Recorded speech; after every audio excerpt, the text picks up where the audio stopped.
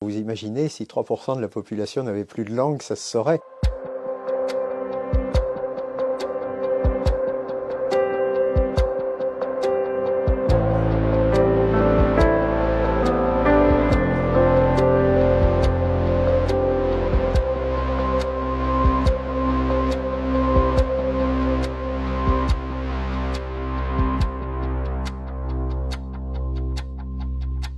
C'est en effet une maladie neurologique et pas du tout une maladie psychiatrique. C'est une maladie qui vient quand même du cerveau, mais qui ne s'accompagne pas habituellement de problèmes psychiatriques. Les meilleures preuves, c'est qu'il y a des gens célèbres qui sont épileptiques et qui ont très bien réussi dans la vie. Le compositeur Haendel, Jules César, qui a quand même conquis la Gaule, y compris la Bretagne, sauf un petit village. Et vous avez par exemple encore Alexandre Dumas. Enfin,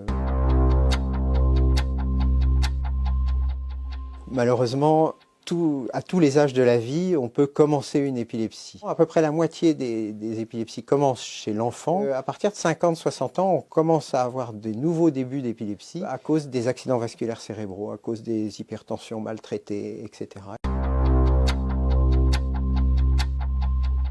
Heureusement, on peut en guérir. En fait, on pense que 3% de la population va à un moment de sa vie être épileptique. Certaines formes vont guérir avec l'âge. Il y en a d'autres qui peuvent guérir, ou du moins être très longtemps soignées et pratiquement guéries par les médicaments. Il y en a d'autres qu'on peut guérir par la chirurgie, qui est une des spécialités rennaises. Avec le traitement, on peut dire que 2/3 des patients environ ne font plus de crise. Heureusement que non, vous imaginez, si 3% de la population n'avait plus de langue, ça se saurait. Non, ce qui peut arriver, c'est qu'on morde sa langue pendant la crise, et quelquefois on mord assez franchement, et ça peut même saigner. Mais c'est uniquement dans ce qu'on appelle les crises généralisées tonico-cloniques, c'est-à-dire 1/3 des patients seulement. On peut essayer d'empêcher que cette langue se morde en mettant quelque chose dans la bouche, mais il faut agir extrêmement rapidement, et surtout ne pas mettre ses doigts, parce que sinon c'est vos doigts qui vont être mordus. Il ne faut pas non plus utiliser des objets qui sont rigides, comme une cuillère ou autre, parce que vous risquez de casser une dent. La première chose qu'il faut que je précise, c'est qu'il y a un certain nombre de crises qui sont à peine visibles. Celles qui font peur, ce sont les crises qu'on appelle généralisées. Ce sont des crises où tous les muscles du corps vont se tendre, on risque de tomber par terre, on risque de se blesser. Bien souvent, on arrive trop tard, c'est-à-dire qu'on arrive après que les personnes aient chuté. À ce moment-là, les gens sont extrêmement raides et c'est assez difficile de les bouger. La seule chose qu'on peut faire, c'est retirer les lunettes pour qu'ils ne se blessent pas, retirer les objets qui sont autour. On peut essayer de soulever la tête pour que s'il y a des grandes secousses et que la tête tape sur le sol, elle ne tape plus sur le sol. Et dès qu'on peut, on met en position latérale de sécurité, c'est-à-dire sur le côté, de façon à ce qu'au moment où le patient va reprendre sa respiration, il n'inhale pas, il ne respire pas toute la salive qu'il a dans la bouche. Si vous savez que la personne est épileptique, ça n'est pas la peine d'appeler les secours s'il reprend connaissance et que la crise s'est passée comme d'habitude. Si c'est une première crise, il faut appeler. Si c'est une crise qui dure très longtemps, il faut appeler. Plus de 5 minutes, montre en main. Si c'est une crise suivie d'une céphalée épouvantable, de maux de tête épouvantables, inhabituels, il faut appeler. Si vous êtes sûr qu'il y a eu une intoxication, que ce soit alcoolique ou par une drogue qui n'est pas en vente dans le commerce, je dirais, eh bien, il faut appeler aussi. Si vous avez plusieurs crises de suite, il vaut mieux appeler aussi. Si vous vous êtes blessé, bien sûr qu'il faut appeler. En fait, il y a quelques années, une vingtaine d'années, il y a eu une vidéo qui est passée au Japon. C'est une vidéo Pocket Monster, et cette vidéo a été suivie de 700 hospitalisations d'enfants pour une première crise d'épilepsie. Et dans cette vidéo, il y avait tout ce qu'il ne faut pas faire chez quelqu'un qui a une épilepsie photosensible, c'est-à-dire une épilepsie sensible à la vision. Alors maintenant, soyez rassurés, d'une part, les écrans plats sont rafraîchis et il n'y a plus de scintillement et donc ils n'entraînent plus de crise. Et deuxièmement, les jeux vidéo ne comportent plus du tout, c'est la loi, ne comportent plus ce qui pourrait stimuler.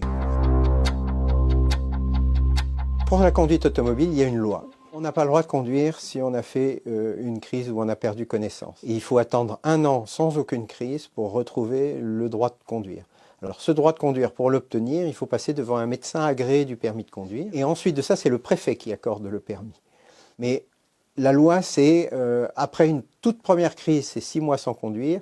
S'il y a eu 2 crises dans les 5 ans, c'est 1 an sans conduire. Et si vous avez fait une crise uniquement pendant le sommeil, c'est 1 an pour être sûr qu'elle reste uniquement pendant le sommeil avant de reconduire. Alors, quant au permis poids lourd ou professionnel, là, les conditions sont beaucoup plus strictes. Il faut 10 ans sans crise et sans traitement. Alors, le sport, c'est bon pour la santé, et dans l'épilepsie, c'est politiquement correct. Premièrement, il va permettre de ne pas prendre de poids, il va permettre d'améliorer le moral, et quand on améliore le moral, on améliore l'épilepsie, il améliore le sommeil, donc on améliore aussi l'épilepsie en améliorant le sommeil. Au-delà de ça, il y a évidemment des sports qui pourraient être dangereux. Alors, on classe les sports en 3 classes. Une première classe, qui sont les sports où c'est pas plus dangereux qu'à la maison, c'est-à-dire les sports collectifs, la gymnastique, tout ce qui est au sol. La deuxième classe de sport, c'est les sports où on pense que c'est dangereux pour celui qui le pratique, par exemple le saut à la perche. Et puis il y a la troisième classe de sport qui est là dangereuse non seulement pour celui qui le pratique, mais aussi pour les autres. Et c'est-à-dire par exemple la conduite rallye. Première classe, c'est permis pour tout le monde. La deuxième classe, c'est plutôt ceux qui auraient le permis de conduire, léger. Et la troisième classe, plutôt pour ceux qui auraient le permis poids lourd. C'est ça le paradoxe de l'épilepsie, c'est ce que mon ami médecin à Tours appelait être et avoir, le problème des auxiliaires. Avoir une épilepsie, c'est en effet être malade quelques secondes de temps en temps, mais le reste du temps, tout va bien. Et ça, c'est le avoir. Et puis le être, c'est, en fait, comme vous ne savez pas quand la prochaine crise va survenir, c'est dans l'étymologie de épilepsie d'ailleurs, épilambanein, ça veut dire attaque par surprise, hein. Il faut que vous en teniez compte tout le temps.